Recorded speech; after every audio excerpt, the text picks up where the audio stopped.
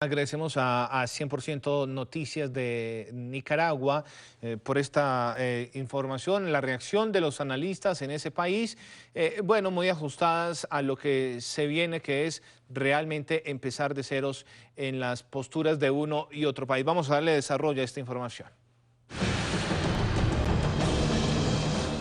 Voy a saludar a esta hora al doctor Walter Arévalo, experto en Derecho Internacional, profesor de la Universidad del Rosario en Bogotá. Doctor Arévalo, ¿cómo está? Muchas gracias por acompañarnos unos minutos. Buenas noches. Buenas noches a ustedes, muchas gracias por la invitación. No, señor, usted por aceptarlo. ¿Qué ha pasado hoy, doctor Arévalo, en la Corte Internacional de Justicia? Antes de preguntarle por la posición que ha fijado Colombia, quiero preguntarle a grandes rasgos por lo que pasó esta mañana. ¿Actuó bien en la decisión la Corte? Bueno, en realidad, digamos, en derecho no corresponde ni decir si actuó bien o no, y como está diciendo el agente Arrieta, ver si nos trataron bien o no.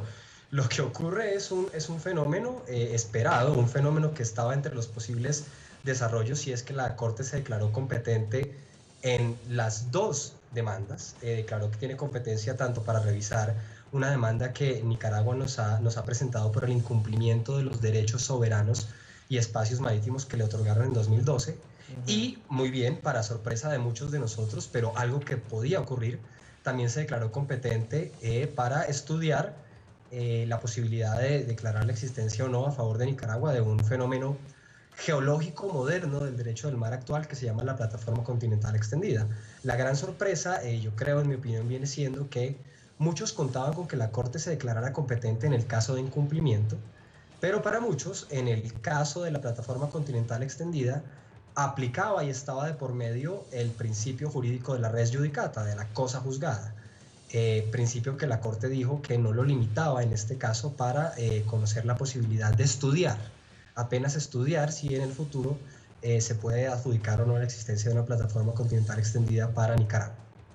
Doctor Arévalo, el gobierno colombiano justifica su más reciente decisión de no comparecer más a partir de la fecha ante esa corte en varios elementos. Los acaba de ratificar el presidente Juan Manuel Santos en una locución que hizo hace apenas un rato.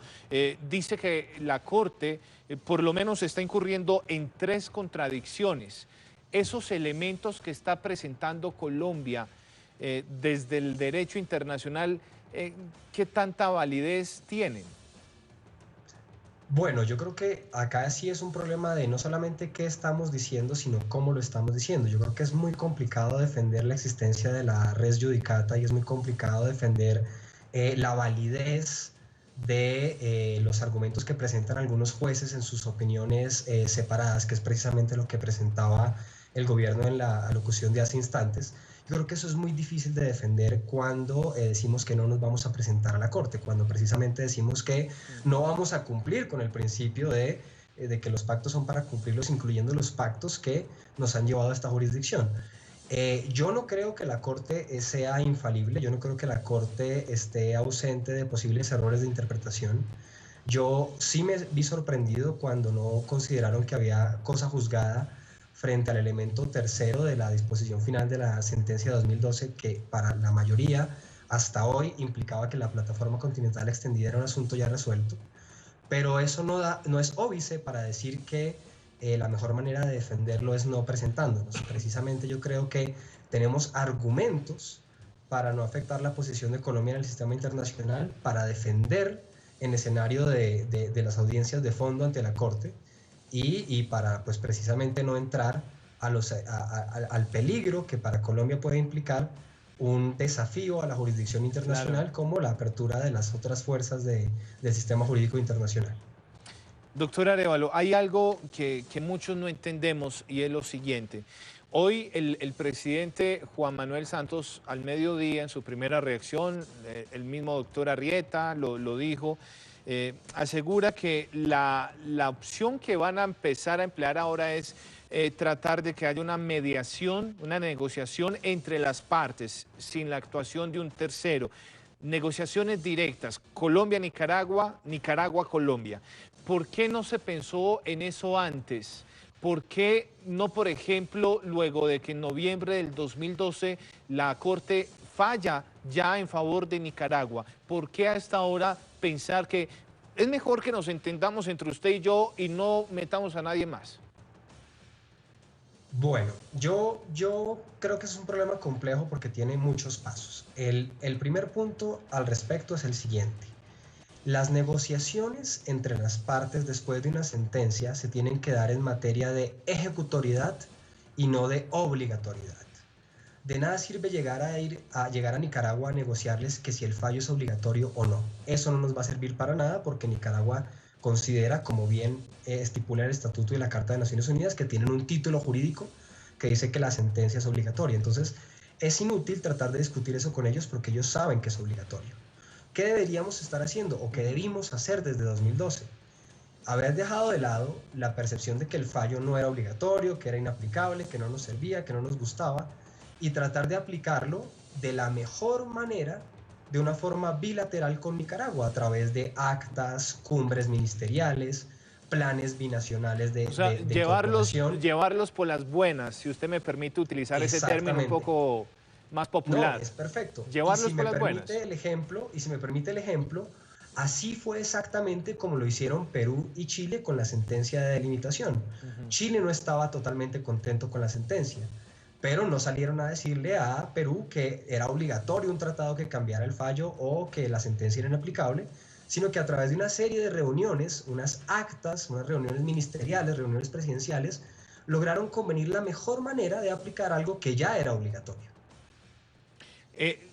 Recogiendo un poco de lo que usted ha dicho en varias respuestas, esto como que Colombia no debió haber asumido desde el 2012 esta actitud de rechazar el fallo o decisiones como las que se toman hoy, donde dice el gobierno que no se va a volver a asistir, a comparecer ante la Corte, me lleva a pensar que tal vez entonces el país sigue tomando decisiones equivocadas, caminos equivocados, estrategias que no son, no van a ser exitosas al final.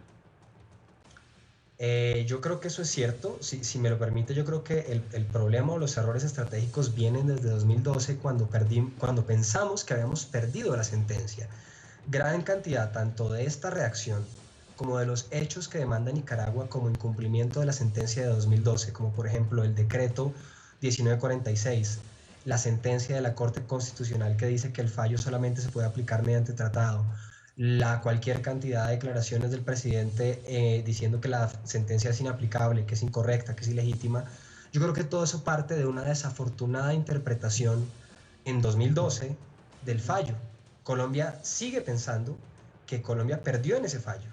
Y Colombia lo que tiene que hacer es cambiar su mentalidad y darse cuenta que ese fallo no lo perdimos, que por el contrario, el grueso de las pretensiones de Nicaragua se le negaron a Nicaragua, que puede que el mapa no hubiera quedado exactamente como nosotros queríamos, pero que se validaron la mayoría de las posiciones colombianas, espacios marítimos en la zona, soberanía plena en el archipiélago, estructuras territoriales que generan mar territorial en la zona. Entonces yo creo que si no se cambia esa percepción, los errores políticos van a continuar y los errores políticos condenan a errores jurídicos. Mala interpretación de lo juzgado en ese momento, creo que es la conclusión que usted nos deja. Doctor Arévalo, para terminar, en este tipo de disputas, de litigios, ¿podría uno concluir que uno presentó, uno de las partes, quiero decir, no, presentó mejor sus argumentos que el otro? ¿Eso cuenta?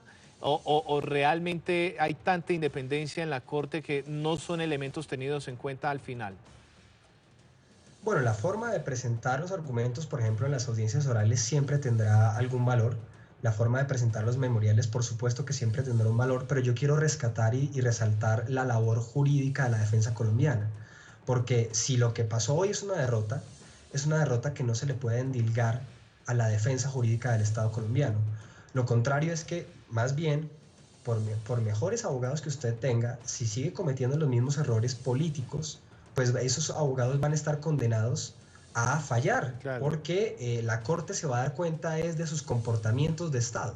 Gran parte del problema del litigio de hoy fue que la Corte se consideró competente para el fallo de incumplimiento, no solamente por el Pacto de Bogotá, sino al verificar que las actuaciones políticas, no jurídicas, del Ejecutivo colombiano acumulaban necesaria evidencia para demostrar que Colombia no estaba cumpliendo, es decir, que existía lo que se llama una disputa efectiva, que Nicaragua dice que quiere que le cumplan y Colombia, por lo menos verbalmente, dice que no va a cumplir. Esto no es culpa de los abogados ni de la forma en que ellos presentan los argumentos. Es la un posición problema de la política exterior. Es la posición del Estado, del gobierno, y esa posición en la que defiende el abogado estatal que desee o acepte asumirlo.